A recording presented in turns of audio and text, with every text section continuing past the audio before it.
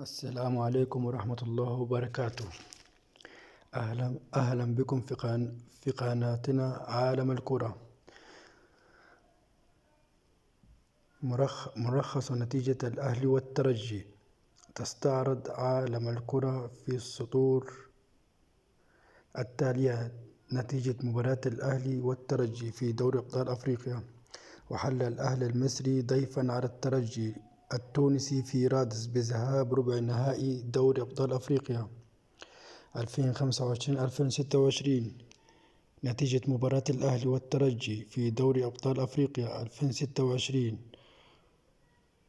وتمكن الترجي من تحقيق فوز ثمين على الأهلي بنتيجة 1-0 في الملعب الأولمبي حمادي العقربي. وجاء هدف المباراة الوحيد في الدقيقة 73 من عمر اللقاء من ضربة جزاء بعد لمسة يد على محمد هاني مدافع الأهلي، واحتسبها الحكم بعد العودة لتقنية الفار وسط اعتراض من الأهلي. وسجل محمد طوغاي ركلة الجزاء بعدما سددها في الزاوية اليسرى لمرمى الحارس مصطفى شوبير. وكان الترجي الطرف المسيطر على الكرة خلال معظم أحداث الشوط الثاني، ومع ذلك شكل الأهلي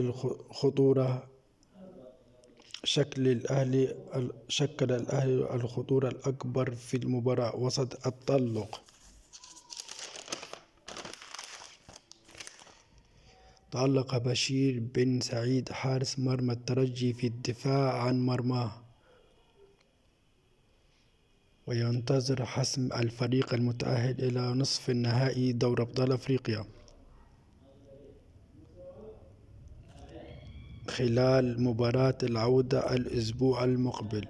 وستكون مباراة الإياب بين الأهلي والترجي في القاهرة يوم السبت المقبل الموافق 21 من شهر مارس الجاري في الساعة 9 مساء بتوقيت مصر.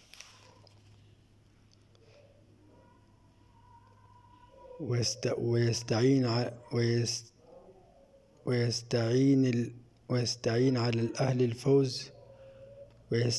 على الأهلي الفوز بهدف على الأقل من أجل تعديل الكفة، فيما سيكفي الترجي التعادل من أجل ضمان التأهل لمربع الذهبي. ومن المقرر أن يلتقي الفريق المتأهل بين الأهلي والترجي أمام الفائز من مواجهة صن داونز واستاد مالي، مع العلم أن الفريق الجنوب الأفريقي فاز بثلاث أهداف دون رد على ملعبه ذهابا.